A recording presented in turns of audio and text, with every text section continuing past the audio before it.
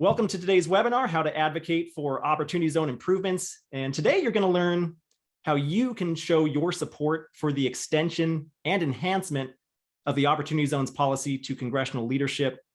What we've done is we've drafted a letter that we're going to ask you to sign your name to. But before we get to that, I want to introduce our panelists today and then get a breakdown of how the new bill would improve the Opportunity Zone policy exactly.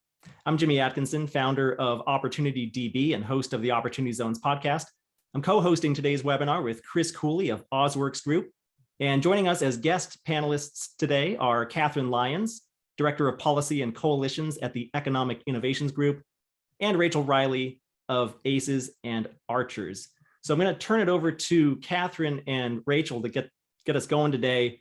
Before we kind of dive into our advocacy efforts and before we hear from our other guests today who are going to highlight some really impactful stories of community-driven Opportunity Zone projects and the success they've had, let's step back and get your take on what this Opportunity Zone reform bill is exactly, why it was introduced, why it's necessary, and why most Opportunity Zone stakeholders that I've spoken with are behind it. So Catherine and Rachel, I'm going to turn it over to you now. Can you paint us a picture of where we're at with the legislative efforts and what this reform bill does exactly? Yes, absolutely. And thanks again for having me as part of this webinar. So on April 7th, Senators Booker and Scott led a coalition of bipartisan co-sponsors in the Senate. Representatives Kind and Kelly led a similar group of bipartisan representatives in the House to introduce the Opportunity Zones Transparency Extension and Improvement Act. The senators and representatives were joined by Senators Warner, Van Hollen, and Young, as well as Representatives Kildee, Sewell, and Walorski. So a good 10 co-sponsors came together, again, on a bipartisan basis to introduce this in both chambers. And you know, this legislation is really important. It's you know, a thoughtful set of improvements to strengthen the Opportunity Zones policy. And it is notable that the longtime champions of this policy in Congress, the original co-sponsors of the Investing in Opportunity Act, which was that initial vehicle that first established the idea of opportunity zones and was ultimately incorporated into the tax law in 2017, that they are behind, you know, this group of improvements as well, and came together to put this set of policies together. So very notable as to who's behind it, and I think you know, the co-sponsors who came around it really represent a really fantastic group that will hopefully grow, and again with maybe the support of this group as well. So I'll go through kind of each of the provisions in some detail, and Rachel and I will kind of tag team this conversation and provide some examples of kind of how we potentially see this working in practice, and some of the kind of intent behind the provisions and what they aim to do in terms of how it would strengthen the OZ policy. So I think the first point is, or the first like really important provision that while it's kind of section 202, I think in the legislation, I'll address it first, is the establishment of reporting requirements. I think if you have been a part of any conversations around opportunity zones in the past, you know, 4 or so years, reporting requirements, something has likely come up. You know, the reporting was part of the Investing in Opportunity Act. It was always intended to be part of the Opportunity Zones policy, so we can all track better kind of what activities are taking place because of the incentive in communities across the country. It was taken out for procedural rules in the 2017 tax bill process, and so since then, several bills have been introduced, including by Booker and Scott, to reestablish reporting requirements and actually go above and beyond what was even originally included.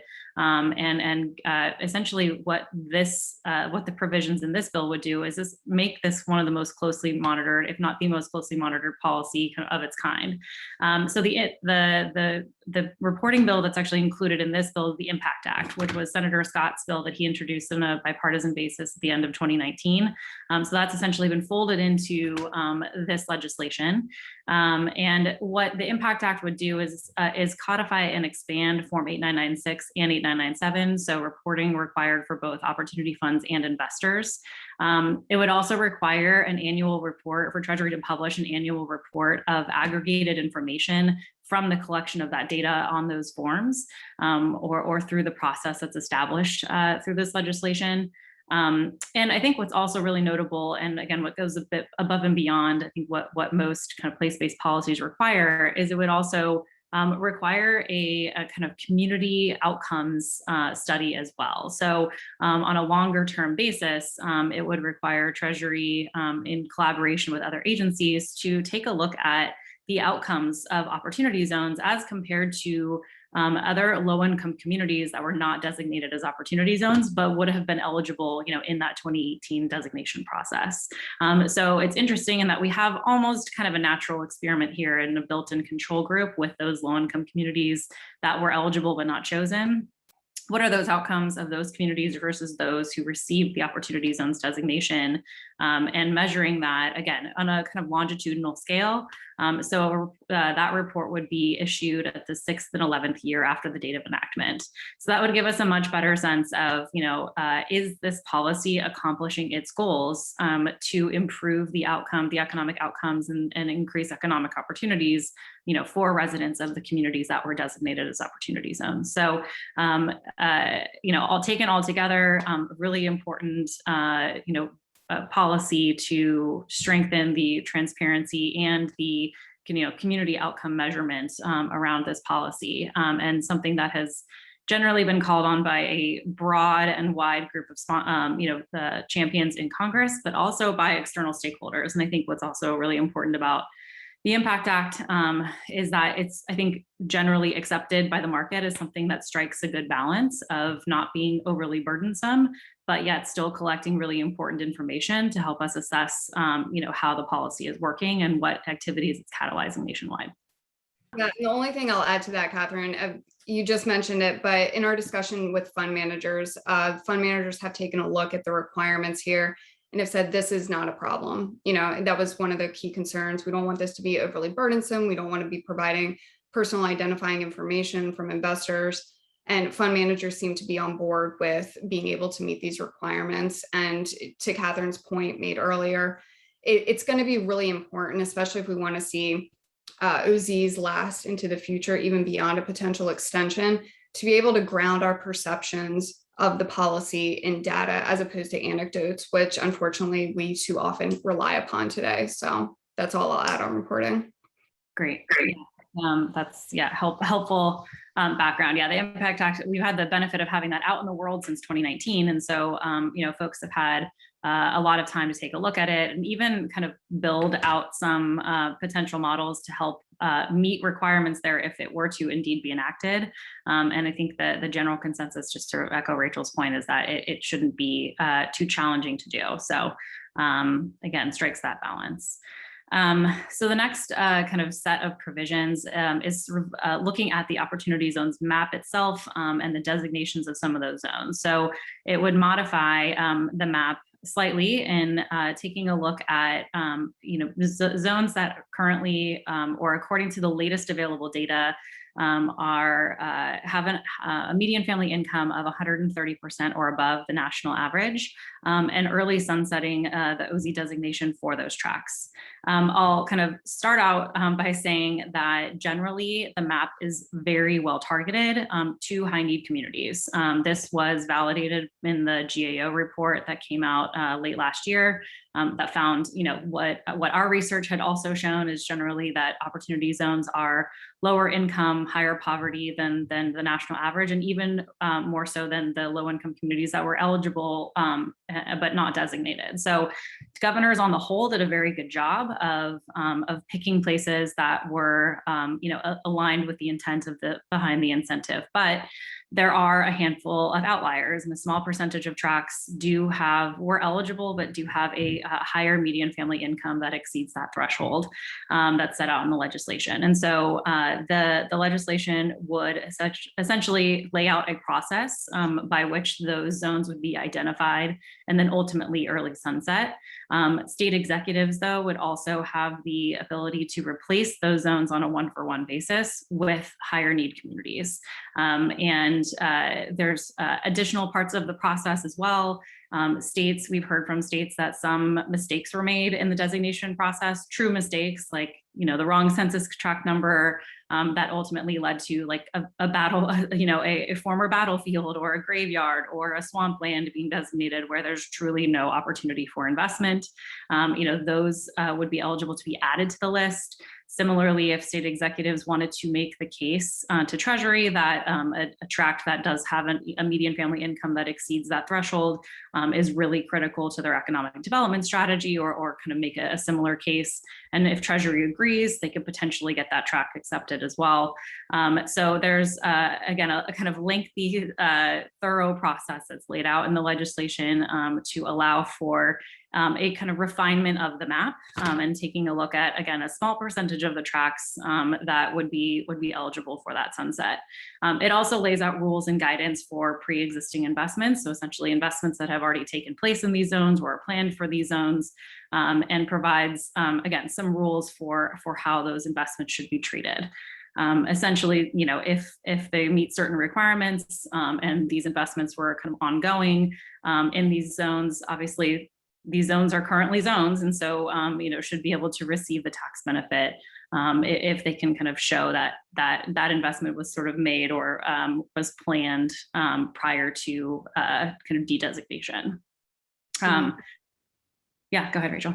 Yeah, I just think it's a great idea to do early sunset of the zones that don't lie within the intent of the policy, just because we don't think that there's been a significant amount of investment in those zones. But again, perception, it leaves it open to critiques and criticism around the amount of capital that could be going to those zones. So I think it's a good opportunity to tighten that up a little bit. And just so folks know, Joint Committee on Taxation did find that only 6% of Opportunity Zone capital as of 2019 had gone to these contiguous tracts, which often get a lot of,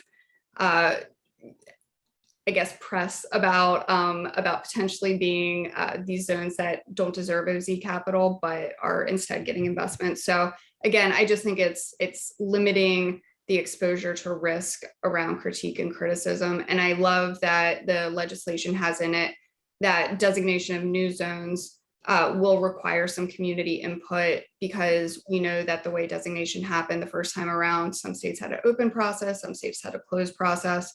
So I think that community input is going to be really important. We're hoping for an open and transparent process across the board.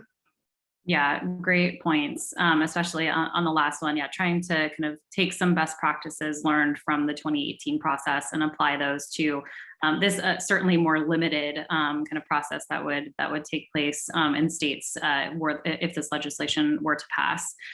One thing, the one kind of follow-on question that is natural and that we would usually get is, where are these zones?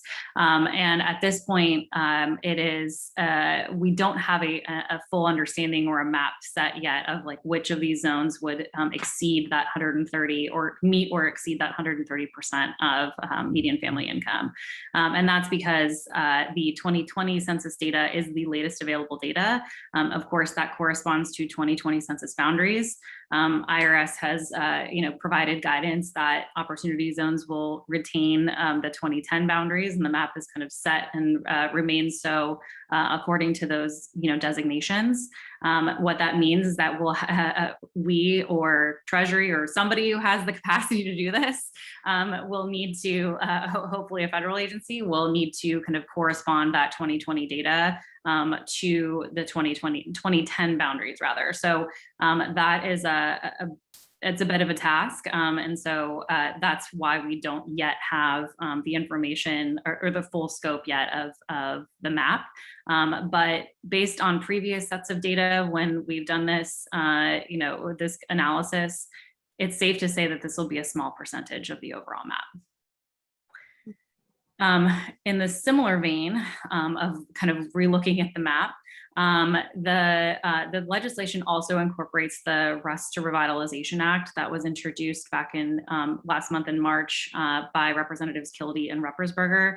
What this would do is essentially it would expand the map very slightly to opportunity or to tracts rather that are zero population, adjacent to an opportunity zone, and formerly industrial and have a brownfield site.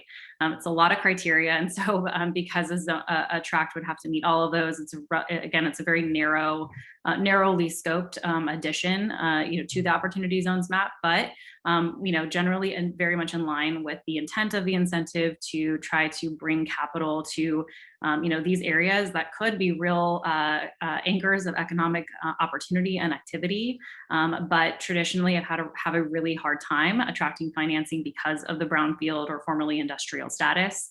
And of course, we're not eligible initially because zero population means that they can't meet, the poverty or income requirements as laid out in the statute. But again, still very much, I think, are in line with the intent behind the incentive. And so this would allow for zones like that one, or like those, to be eligible to be designated as opportunity zones. So state executives essentially would need to identify those tracts based on that criteria and submit them to Treasury for review and certification. So kind of moving on to the away from the map and sort of back to kind of other parts of the policy. So I think the next thing that this would do is extend the policy. So essentially, it would take the 2026 deadline for gain deferral and to invest and extend that out by 2 years. To the end of 2028. And it would also lower the requirement. So right now you have to hold your investment for 7 years in order to receive the 15% step up in basis or the additional 5% step up in basis. Of course, that deadline passed essentially at the end of 2019. This would lower that from 7 years or change that from 7 years to 6 years. So what that means in practice is that if this legislation were to pass before sometime this year, then investors would have before until the end of the year to invest and take advantage of the full suite of benefits that the policy offers. This is essentially I think another question that we've gotten as we've explained, kind of participated in conversations like this one is, why 2 years? Why not even longer? The 2 years is really essentially, this is a perishable incentive, and it's meant to make up for some lost time that it took to get the regulations set and finalized. It took about 2 years for Treasury to issue final regulations. And during that time frame, a lot of folks felt like they couldn't fully participate in the market until they had those clear rules of the road. And so, this is essentially to kind of recoup, some of that time lost within the regulatory process, and as that was getting fully stood up. Yeah, and I think, all available data points to the fact that there was exponential investment volume year over year, 2020 to 2021. I think having an additional 2 years just helps to further harness that growth and expand the marketplace.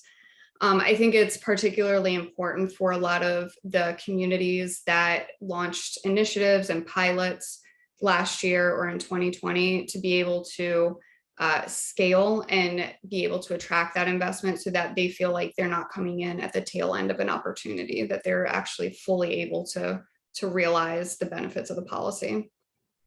Yeah, I'm glad you brought up that angle. I mean, I think we've often heard from communities too, not just investors and other stakeholders in the market, that they would really appreciate the extra time because it's taken a while to also just fully get comfortable with the incentive, fully understand it, And so having a little extra time to help attract investment, put the strategies in place to attract investment, to their communities will be really, really helpful. So that we've also heard, similar feedback, which is great.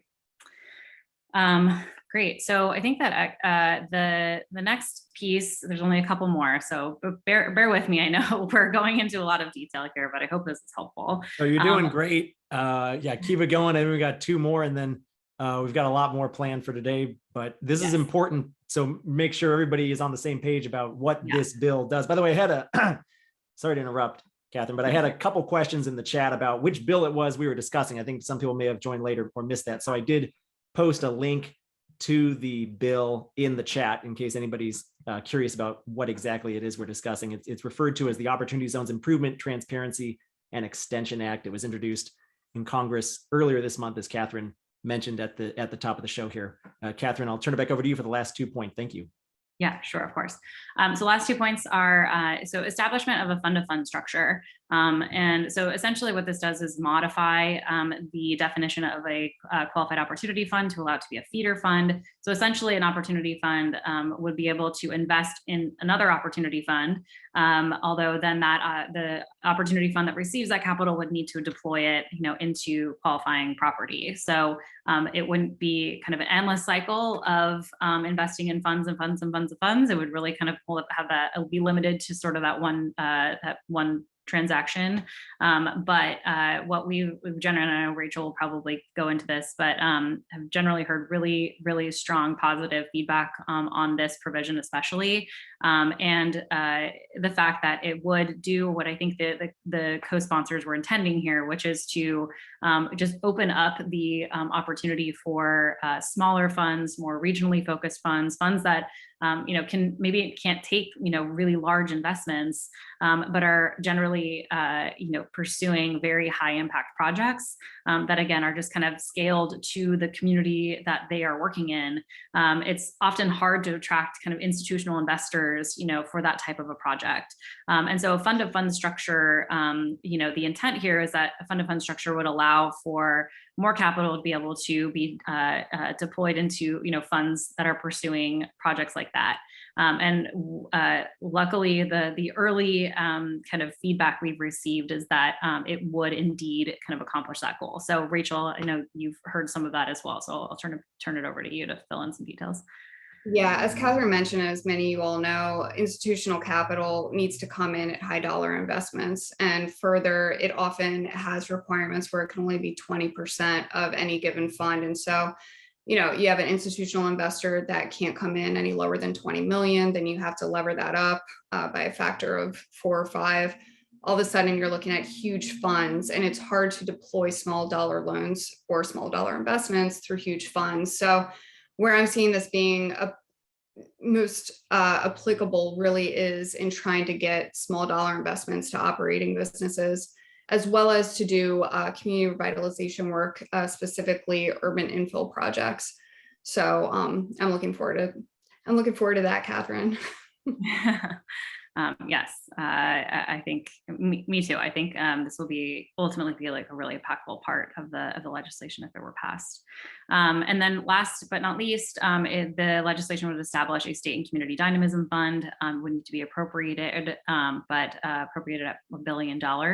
And this fund would actually not be specific to opportunity zones, though it would be used in kind of underserved, underbanked rural type communities, not only rural, I should say, but just generally kind of a bit of a broader aperture to kind of more underserved communities generally. But it would allow for, technical assistance work, capacity building, real best practices that we've seen kind of employed, and when they're employed, has really been a successful for communities that have put, for example, an opportunity zones coordinator in place, or generally been able to put a kind of technical assistance program for underserved communities in place to attract OZ capital. And so taking some of those examples and trying to scale those to communities that need it. So that would be types of activities that would be allowed under the fund, in addition to pre-development investments, investments into or risk mitigation into opportunity funds that are pursuing high impact projects in high need industries. So things like, of course, affordable housing, health clinics, grocery stores and food deserts, examples like that. Yeah, and nothing to add on that fund except for just to underscore the importance of its availability. And overall, just my take is that this is a pretty good package of proposals. I think there's something for everyone in here. Well, that's great. And that's a great breakdown of the Opportunity Zones Improvement, Transparency, and Extension Act. Again, that was introduced earlier this month in both houses of Congress, both the House and the Senate. So to briefly recap those 5 points in case anyone joining us late, one, it would expand the reporting and transparency requirements from qualified opportunity funds. Two, this bill wants to disqualify or early sunset a very small amount of high income opportunity zones. Three, we're talking about an extension of the policy by an additional 2 years, which would be really great, I think, allow for a lot more people to use the program and a lot more capital to flow into it over time. And four, allow for fund of funds concept. And five, finally, what you just discussed there, that state and community dynamism fund. By the way, in case you can't get enough OZ reform bill chatter, I recently released a podcast episode with Shay Hawkins where he and I broke down all of these major talking points. You can find that podcast at OpportunityDB.com/podcast. I'd be remiss if I didn't mention that at least. And hi to Shay out there. I want to revisit the reform bill, why advocacy of it is crucial, and how our viewers and listeners today can help. But we'll get to that in a few minutes. But first, I think it would be really useful to highlight a few community-oriented Opportunity Zone success stories. So with that, I want to turn it over to Chris Cooley of OZworks Group. He has 4 VIPs that he's going to bring on stage who are driving some of these community-driven efforts. Chris, take it away. Yeah, thanks, Jimmy. Thanks, Rachel, and thanks, Catherine. Rachel and Catherine, we're gonna shuffle you off stage, and we'll bring you back during the Q&A section of this. But yeah, I just want to kind of preface this by saying, Jimmy and I had a conversation probably a few months ago now, and we kind of said, hey, I think we can rally around the communities that we've built and start to advocate for opportunity zones and extension and improvement. And we decided, hey, okay, well, let's step up to the plate. And if you don't ever step up to the plate, there's no chance of hitting a home run. Maybe we hit a single, but we had no idea that this new bill was going to be proposed, right, Jimmy? It was sort of like, I don't know, maybe we were looking into some kind of crystal ball, but in our collaboration and communication with Catherine, we decided that we really wanted to step up and have this letter signed. So that's what we're going to ultimately do today. But what we have at OZworks Group is this incredibly connected community of OZ stakeholders and leaders that are doing the work, that are fulfilling the promise of the incentive. And it's really important that we step up and start to highlight these incredible folks that you may be seeing on the screen right now. But we wanted to make this platform available to be able to have them tell just really briefly their story and what they're doing to utilize OZs as community development tools. And so these are people that weave a thread through the entire tapestry that is opportunity zones, from raising money to technical assistance programs to support projects to be developed, all the way right down to boots on the ground, hanging out with people in the community, listening to their needs, doing internship programs. So I'm going to let all these folks explain what they're doing, but what we wanted to do is really, be a voice, rally around this incredible community, especially at OZworks Group. I know EIG has a community, Jimmy has a community, like putting all of these folks and you all out there listening together to say, all right, let's make some noise about how good this thing really is, because the people who are doing the work very seldom have time to be able to go to announce what they're doing because they're doing the work. So I appreciate everybody who's here and who's going to talk, and everybody for attending. But we really want to highlight the people who are fulfilling this true promise. So before I go any further with that, I want to start by saying hi to Jose, good friend. And Jose, I'm going to kick off with you, and hopefully folks out there will see how this whole, sort of thing is weaving together in a storyline. But Jose, please, and everyone who's a panelist, introduce yourself, and I'll kind of call on you as we go. But Jose, you kick things off and tell us about yourself a little bit and what you're doing down there in Puerto Rico. Well, first, thank you, Chris and OZworks Group for the opportunity to be speaking here today. I'm Jose Torres, the managing partner and founder of Maduro Capital Partner. I actually relocated back to Puerto Rico 3 years ago and founded this company to be focused on investing in opportunity zones throughout Puerto Rico. It has been a challenge. It has been a learning experience and trying to educate the Puerto Rico community and also the US investors about Puerto Rico. On the other hand, it's been thrilling, and we're very happy that we were able to organize the Puerto Rico Opportunity Zone Fund, which is an ESG fund focused on investing in opportunity zones in Puerto Rico. Our goal is really to show, today is to show how investing in businesses is really a community tool, a development tool that can help really the residents of a local community. And that's our goal at the Puerto Rico Opportunity Zone Fund. Right now, we were able to make 2 investments. And what I want to show is how those 2 investments really have helped the quality of life of the Puerto Rico people. The first investment we made was actually in a company called Sunbeat Energy. And what they do is they develop and manufacture all-in-one energy storage systems, mostly for commercial and residential usage. Puerto Rico has a very high power price, but worse than that, it has very unreliable energy. So people just are not able to work. People lose their food at night when the power goes out. So providing this product to everybody, to the masses, is going to really improve the quality of life, but it also helps the environment by decreasing CO2 emissions, and ultimately it also stimulates the community. So that's an example of how we're looking at investing in companies. We're really focused on how it can help the local community, how it can help the environment, and how it can also help the economy, which ultimately helps the communities. The second investment we made is in a company called Fusion Farms, and that's an indoor vertical farming aquaponic operation. In Puerto Rico, over 85% of the food is actually imported. So things like shipping issues, weather issues actually can cause disruption and price fluctuation in the Puerto Rico food market.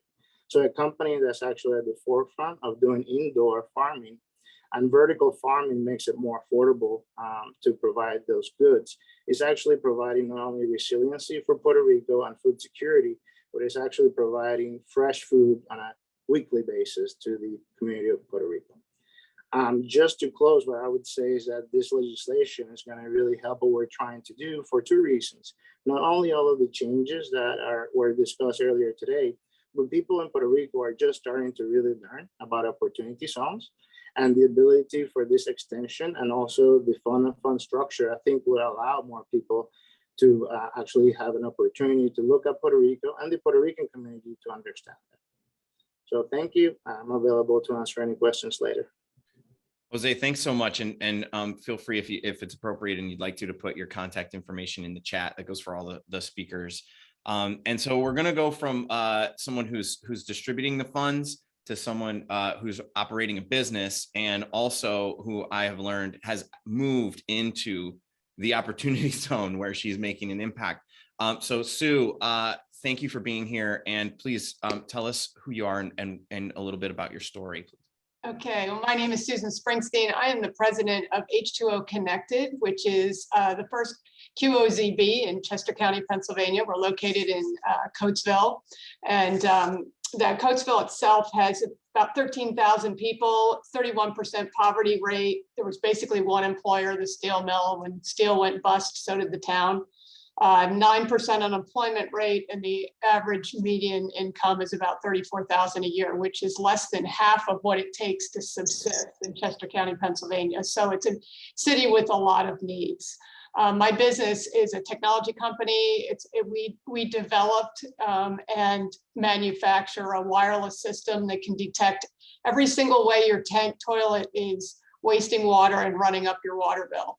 So it's a green product. We're a woman-owned business. And then we decided to collaborate. We teamed up with a developer to convert a 20-year vacant 1902 office building through adaptive reuse into an innovation center. And we added 20,000 square feet behind it. And so it's now 30,000 square feet. It's occupied. I'm doing this Zoom from our building, and we have a product development company there that basically takes innovations from concept on a napkin through development into commercialization. We have a manufacturing facility there, so there's 5 different electronic products that are being made here at the moment. We also have 4 or 5 early stage technology companies that are either here, or we have one that's moving in the next 2 weeks. So it's just really, it's a project that's operated and working. And some of the things that I've found is that, you know, we are boots on the ground. We're very much involved in the community. I actually live here now, moved in about 9 months ago. And because the OZ initiative requires a 10-year involvement to get the full benefits, you really become part of the community when you're directly involved. And so we've established a long-term high school internship program. A lot of underserved school districts don't have really strong STEM programs. So we have 15 students in here now. We expect to double that. We're offering a marketing track so the kids that want to go directly into the workforce will have skill sets where they can actually make a livable wage from the beginning. You know, as we all know, we're having trouble finding qualified employees, so we're trying to solve that problem. We're working with the city to offer entrepreneurship programs for people that have a side hustle that warrants being taken to the next level. And we're also working with groups providing first-time home buyer education and grants, because in Coatesville, there's this collective move to avoid the massive gentrification. And to do that, we've got to build the earning capacity of the community that's here. They're smart, they want to work, they don't have a seat at the table. So through what we're doing and working with others, we can give them a seat at the table and give them a chance to make their lives better. And let me tell you, when you're in these towns that have been forgotten and dumped on for so long, when they start to see steel coming out of the ground for the first time in 50 years, it creates a hope and a buzz, and it brings other investors into town. And it's just, there is a community, there's a human being return on investment through OZs that I haven't seen anywhere else. And you can't quantify that rate of return. So we're happy to be a part of it, and I'm happy to talk to anybody about what we do. Thank you, Sue. Definitely drop your contact information. Your story is incredible. And every time I talk to you, it's inspiring, because what you're doing is you're actually going to opportunity zones and stepping foot in them to feel and sense what the impact possibilities are. So thank you for that. So we're going to roll now into Stacy out on the West Coast. And Stacy, thank you for joining us. It's been a pleasure to get to know you over the last year plus. You have a slightly different experience, but very similar to others in a sense that there's so much community development going on with what you do. So please tell everyone about yourself and what you're up to. Thank you, Chris, and thank you for putting this together. I'm glad to be here. Stacy Cumberbatch, I'm the Managing Director of Blended Impact. We're an innovation lab and emerging asset manager, and we're based in Southern California. So we provide technical assistance to local government, project sponsors, and entrepreneurs and OZs. We work extensively in Riverside County, which has the 3rd highest amount of OZs in the state of California, and we cover 14 cities. Our cities range anywhere from the university town over to, for example, Lithium Valley, which President Biden has declared as a national priority. So there's a lot of potential here. Cities are anywhere from 18,000 in size to 330,000 people in size. So there's a lot of range as well in terms of the programs that we have to create to be able to serve the different municipalities and the communities that we work with. Now, we work from the ground up. Initially, we were working within the EDA's office, and we were helping them create prospectuses, for example, to organize around their priorities and to organize around the assets, really understand what the investment goals are for each and every community. Then we started with right sizing or creating capital attractions strategies for each of these cities, and they all differ, right? Now we're focused on what the project underwriting and the project based capital attraction strategies would be from the ground up. So this is all community economic development. This is projects that the community wants to see and have been supported either by nonprofits and or cities that are right here on the ground. One project that we worked with, for example, with the city of Coachella was Opportunity Coachella, which we launched last year. It was a 4-week business attraction and entrepreneurship initiative. It was a first of its kind for the city. Coachella has a very large name, but it's a very small city, only about 40,000 people. It was primarily a rural and migrant farm workers community. And the largest industry there is tourism, for example, from the Coachella Festival. Fun fact, the city actually does not host the festival. It's hosted in the adjacent city, and they don't even have a hotel to take advantage of the transit occupancy. So we really wanted to focus on how can we bring businesses and development here. We received a grant specifically for the opportunity zones, and we were able to launch a program that awarded 4 entrepreneurs money, seed stage grants to start their businesses and grow it right here in the city. First of its kind. We even were able to catalyze a major economic development project out of that, which mayor, from the city manager, everyone is very excited about, and we're still working towards catalyzing that project. So really good outcomes from that. Now, none of this work can continue without the proposed legislation.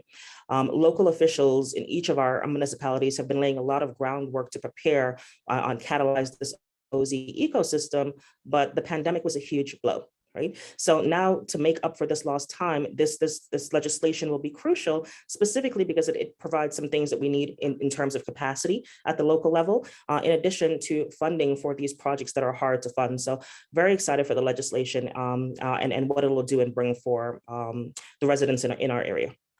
Thank you, Stacy. I really appreciate what you're doing. And so we, like I said, the whole point here was to kind of work through the tapestry of people that are involved in this OZ stakeholder landscape, and what you're doing and working with the cities is amazing. So thank you for being here, and certainly put your contact info. We are running a little bit over time, but I want to highlight someone who I just recently met, Donna, at Opportunity Appalachia. Donna, if I know you had a slide ready, but if you could, maybe we'll nix that for now until next time. But I would love to hear about the successes that you all have seen and hear a little bit more about you, and then we'll flip it into this conversation about the actual letter that we want everyone to get on board and sign today. So I'll pitch it over to Jimmy in a sec. But Donna, if you could, 2 minutes or so, give us a little bit of background. Thanks. Thanks, Chris, and thank you again for the invitation. And it's great to hear all the wonderful work that my colleagues are doing out in the field. So Donna Gambill, I'm president and CEO of Appalachian Community Capital, which is a community development financial institution. We also are leading an effort called Opportunity Appalachia. So in the Appalachian region, there are 13 states in the region, includes all of West Virginia and portions of 12 other states. Clearly an area that has tremendous opportunities, but also challenges. And when the Opportunity Zone Tax Program was enacted in 2017, many people believe that the rural opportunity zones were at a distinct disadvantage in attracting investments because, number one, the rural communities have fewer resources to enable them to develop community strategies and package transactions to potential investors. And two, the investment opportunities often have lower rates of financial return than do faster growing cities. We figured that there was going to be a way that we could actually be a player in this market. And so Opportunity Appalachia was designed to bring investment to underserved coal communities in Appalachian Ohio, Southwest Virginia, and West Virginia by providing needed technical assistance and working closely with private investors and public agencies that have prioritized support for Opportunity Zone communities. This effort also became an essential component of economic recovery from the COVID downturn in the region. So in the first phase, which was conducted in 2020, 2021, the Opportunity Appalachia project supported 17 development projects in opportunity zones in those 3 states I just mentioned, Ohio, Virginia, and West Virginia, that seeks to raise over $250 million in financing.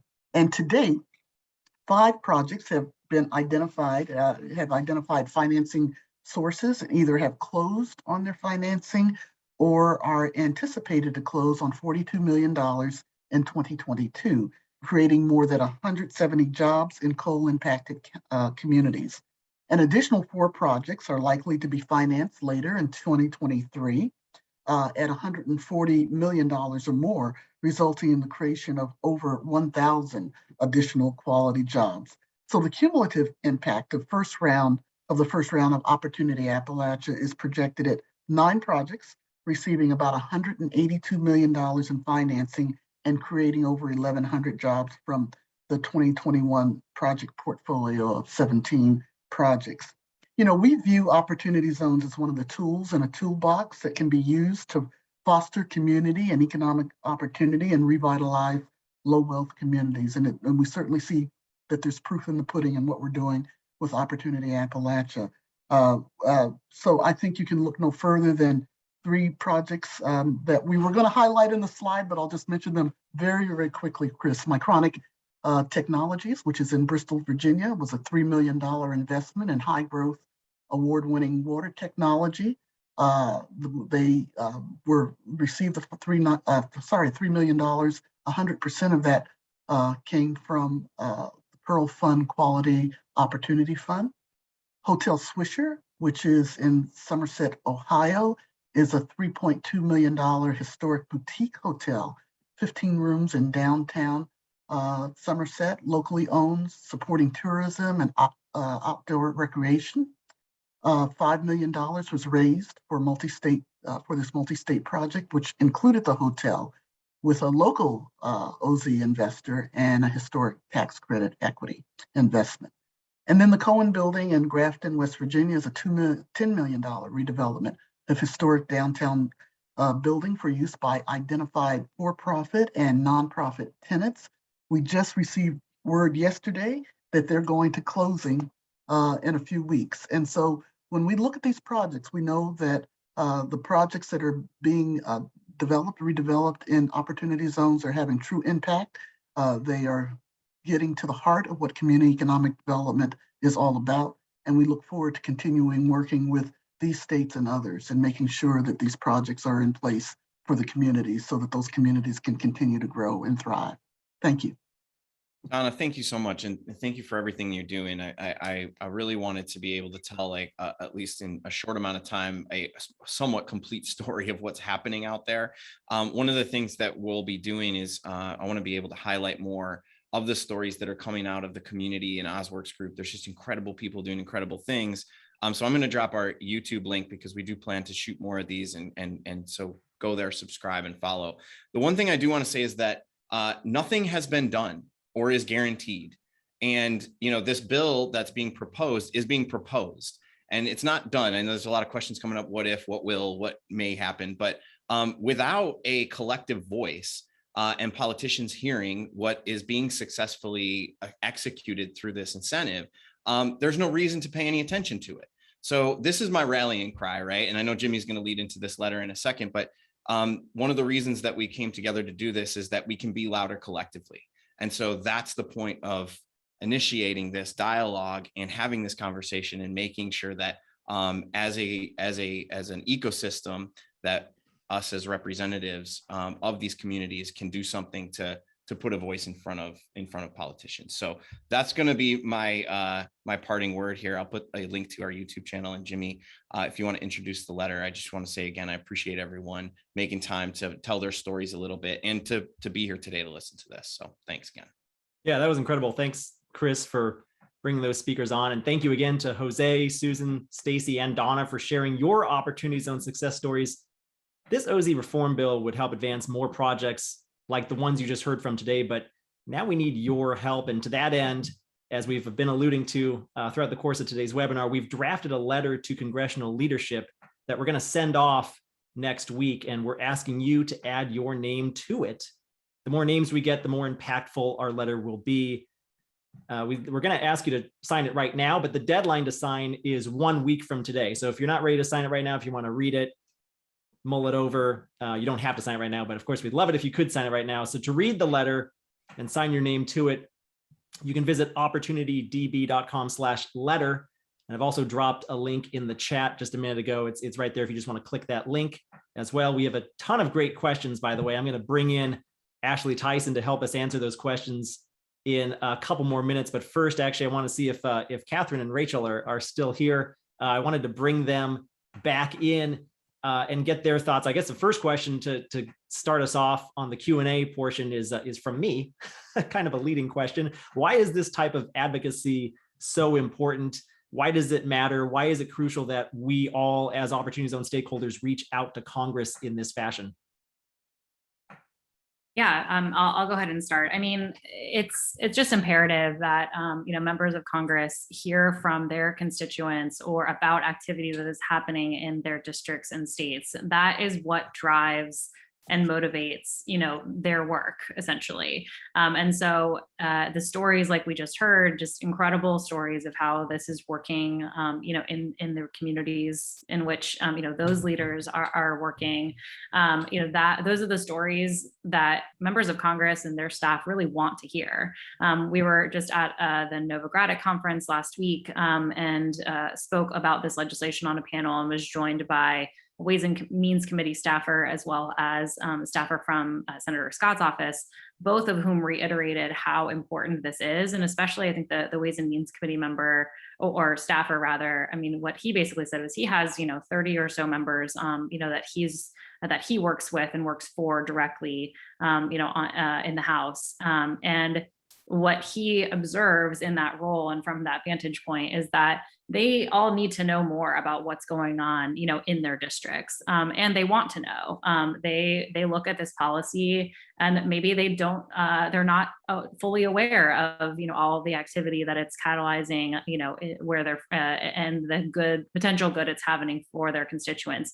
Those are all stories that need to be communicated directly, to those offices, so they are aware. And then when they are approached with legislation like the one we've been talking about today, they can, have a fuller picture of what's going on with the policy, and that will help them assess, whether or not they feel like they can support, this legislation. And so having that context, having that background is really critical for them, to make an informed decision, about their support for policies like the ones we've been talking about today. So I'll leave it there. Yeah, and just to add on to that, what they're going to want to hear about is the level of impact. So is this a project that was on the books for a while, but couldn't secure financing, and OZ financing came in and filled a gap or accelerated development? How many jobs are anticipated? So you can use projections, you don't have to use actual jobs. How is this contributing to the local tax base? How is it generating additional revenue for the community? And also, how is it filling a need that the community has identified, whether it's workforce housing, a new grocery store, whatever it is? I'm sure that it's filling some need. So those are the types of things to communicate if you're going to send or do individual outreach outside of this template document. Yeah, fantastic. Thank you both for responding to that. I just brought in Ashley Tyson because we do have a few rather technical questions that I think Ashley, as an Opportunity Zone attorney, would be well suited to help us address today. Really quick, I just got reminded that, I just got a request that, hey, wait a second, this is great, sending this letter to congressional leadership. What if I wanted to contact my member of Congress, whether that's, my 2 senators or my representative in the U.S. House of Representatives? We have also drafted template letters that you can use. I've just dropped a link in the chat to our advocacy toolkit. You can find that at opportunitydb.com/advocacy-toolkit. The link's there in the chat right now. If you go there, I've got links to 3 letters if you really want to get carried away. One is the sign-on letter that we'd really like everyone to sign on to. And by the way, I see that we already have 19 people who have signed it. So thank you that's a quick, you read fast and you sign quickly. So thank you for that. That's incredible. If beyond that, though, if you also want to address a letter to your members of Congress, we have a template on that advocacy toolkit link that I just referred to. And then another thing is, if you're a capital allocator, if you have a project or a fund that you have deployed capital into another Opportunity Zone, and you'd like to write to the members of Congress that represent that zone, even though it may be outside of where you live, that would be very powerful as well. So to that end, we also have a 3rd letter that you can download at that link that I just linked to, and I'll drop it in the chat again here in another minute in case anybody missed it. But let's get going with some of the questions here today. We've got a lot of good ones. Stuart asks, how about adding new OZ properties such as areas suffering from disasters, fires and drought, and expanding OZs within tribal lands? Does this bill do that at all? Is there potential to add new opportunity zones? I might look to Catherine to address that. Yeah, sure. So this bill does not expand opportunity zones or the map to include those places. I know that there has been legislation proposed in the past to do that specifically for or in the wake of natural disasters, but this bill does not incorporate those provisions. I think that one of the ways that that could happen, though, is to the extent that there's going to be some of those higher income tracts removed, that Right, those tracts exactly. could be one of the ones identified to be replaced. That's true, right? So yeah, if that's a stated priority of the state executives, they could think about higher need places, perhaps affected by those disasters, to be eligible as replacement tracks. So along those lines, and one of the things that the legislative aides mentioned at the Novigrad conference was get involved with your grassroots groups. So really kind of explore your local community about different groups that are out there, educate them about opportunity zones, but then also really look to how your state's going to handle that process. So get involved, right? So reach out to your governor and reach out to the governor's office to find out what the process is going to be for them to be replacing those tracks, so that you can be a part of the conversation relative to that happening. Yeah, I think that's really important. Because there's going to be some new tracts designated if this legislation were to pass as it is currently written. I just dropped in some links again in case anybody missed them earlier in the chat there. Mitchell asks, if legislation extends this policy out 2 years, I assume that means those putting capital gains into an OZ fund this year, 2022, would then be able to go at least 5 years to get the 10%, or is that gone and being replaced by your 6 years? And what is that incentive percentage? So maybe Ashley and Catherine, you can break down what is happening with that step up in basis should this reform legislation get pushed through, those benefits there. Catherine, you want to take a shot at that, and then I can follow on? Yeah, sure. So as I mentioned, if this were to pass before the end of this year, then investors would have till the end of this year to take advantage of that 15% step up in basis, because you would be able to hold for 6 years until the end of that 2028 date. The 5-year benefit, though, still remains as well. So the 6-year benefit does not replace it. It just, again, kind of changes that 7-year requirement to 6 years for the 15% step up in basis, or for the additional 5%.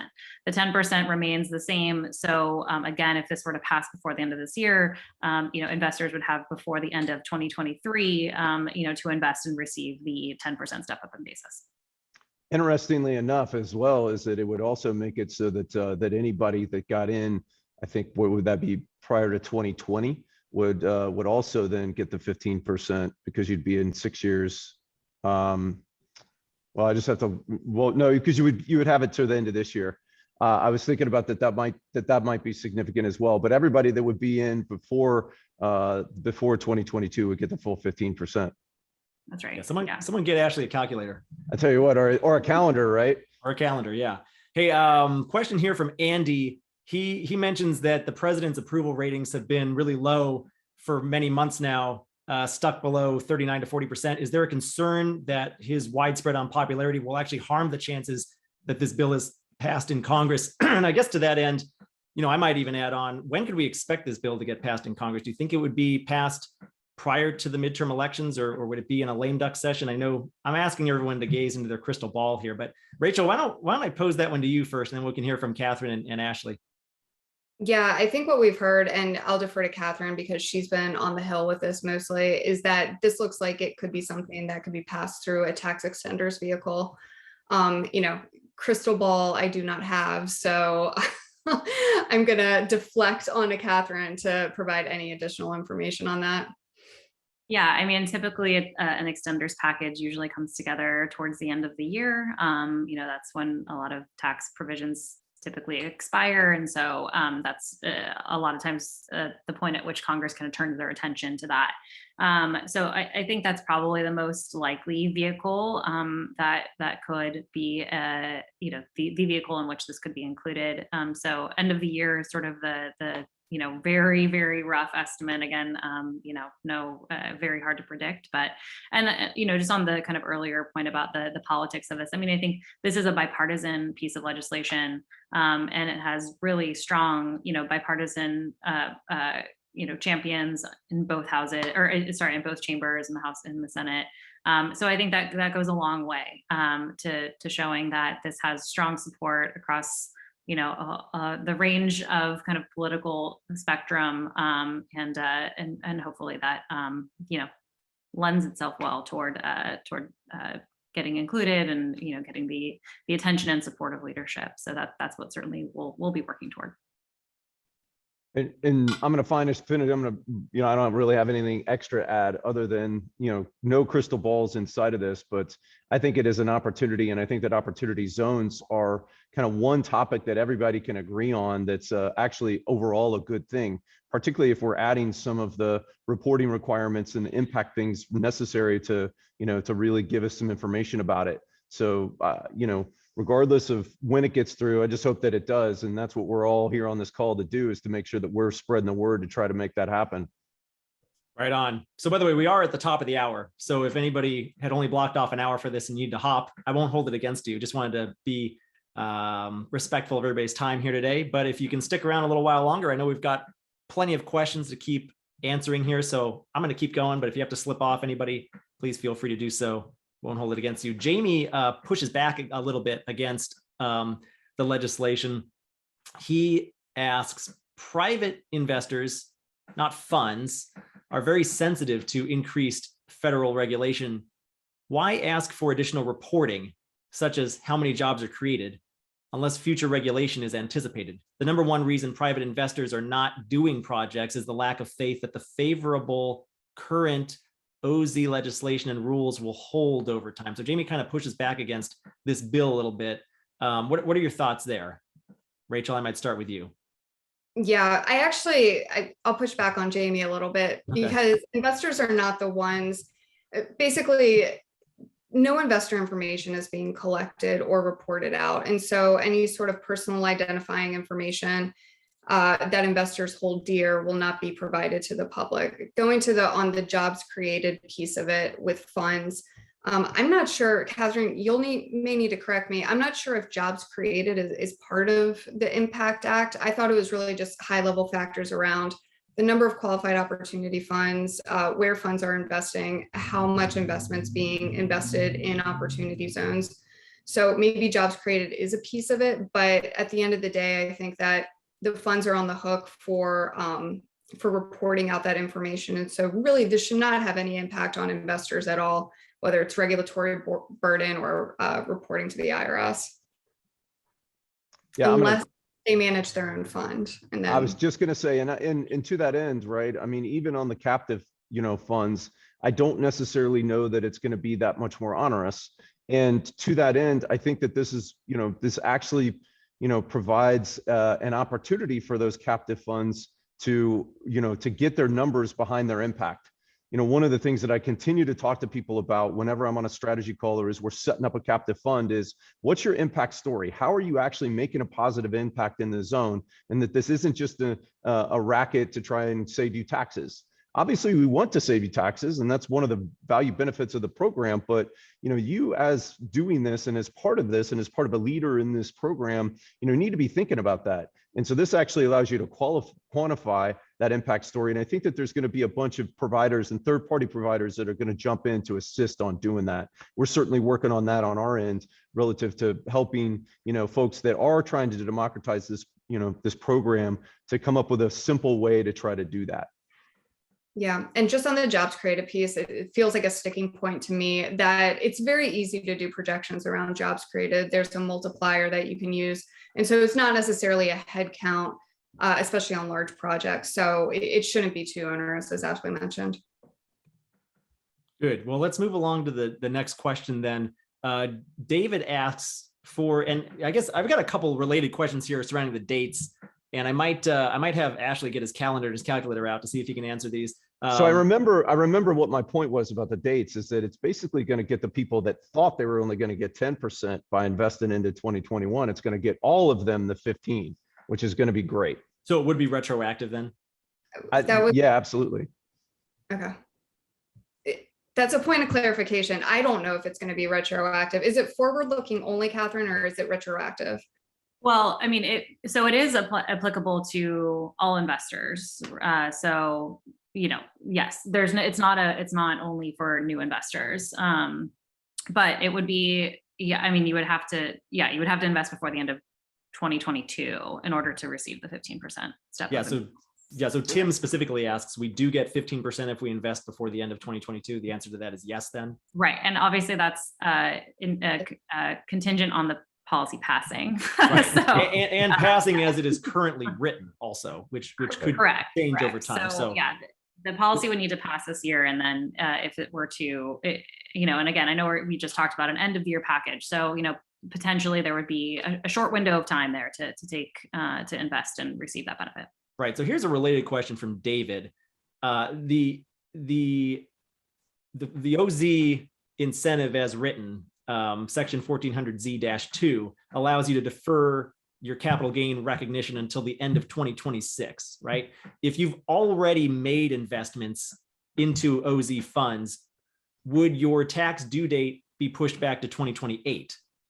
That's correct. Yeah. So it does affect, even if you've already made that, it would be retroactive. Okay. Well, and that's why you'd be able to pick up the full 15% if you were in by, in 2020. Right. So that's not only for new investors then.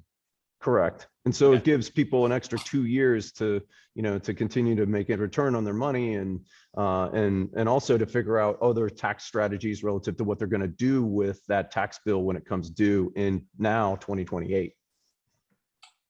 Gotcha. Okay. So I wish we could get an add-on in here to lock them in at their then current capital gains rate, but that's not part of the bill. I don't think that's going to happen. That is not. You can't bind a future Congress. Right.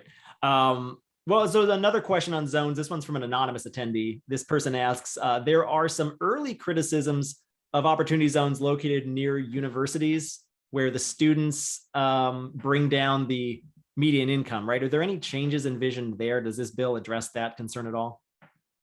I think that it actually does. And I think that it specifically says that it's going to apply to those if they don't hit the low income basis without the student population. Yeah, so there's an exception, if zones are at or exceed the 100% or 130% rather of the median family income, if zones that exceed that median family income also have a poverty rate, a non-student poverty rate of 30% or higher, then they would be accepted. Essentially, they would be allowed to continue to be zones.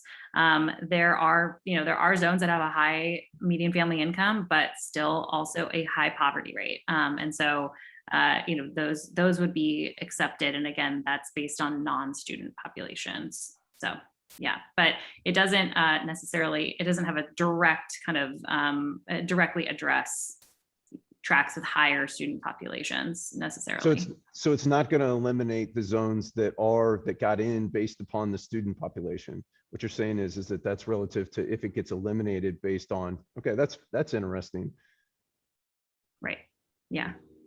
Yeah, I will say a lot of those zones were chosen because of the proximity to universities and the potential for tech transfer, commercialization coming out of those universities. So. Yeah, a lot of them were very strategically chosen. So. Good. Well, let's get to Leonard's question then. Leonard asks, I understand that expected jobs created may be part of the reporting requirements, although I think we've said that they're not. Is that right? I don't know. Let me go back and look. Okay. Well, if so, would a business that later hires some people but less than expected, would that be viewed as a success or failure by congressional representatives? I don't know if you have any insights on that question from Len. Anybody? Well, I think that, go ahead, Rachel. Oh, no, I was just going to say, I don't think that they're going to view, I think they want to see jobs created, period. And I don't think a projection versus actual is going to ultimately matter. And so I think you're just reporting one number ultimately. And so they're not going to hold you to a projection. Correct. And I think that that's the key, is what you actually created. And if some of those jobs ultimately end up going away, I mean, that's the way of, economics. Excellent.